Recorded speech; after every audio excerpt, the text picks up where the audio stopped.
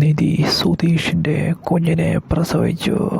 നിധി ഒരമ്മയായി ഉടനെ തന്നെ നിധി ഈ ഒരു തീരുമാനമെടുക്കാൻ കാരണം തൻ്റെ അച്ഛനോടും അതുപോലെ തന്നെ സഹോദരനോടുമുള്ള പകയും പ്രതികാരവും കൊണ്ടായിരുന്നു.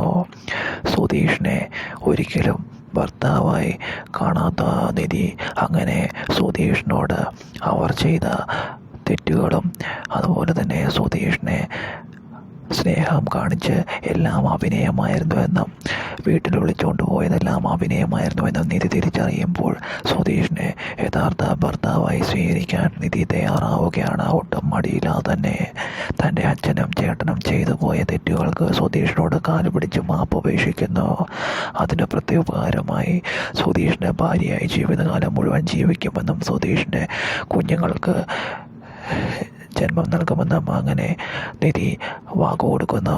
അങ്ങനെ തൻ്റെ അച്ഛനെയും ചേട്ടനോടുമുള്ള പ്രതികാരം കൊണ്ട് സുധീഷിൻ്റെ കുഞ്ഞിൻ്റെ അമ്മയാവുകയാണ് ഉടനെ തന്നെ നിധി.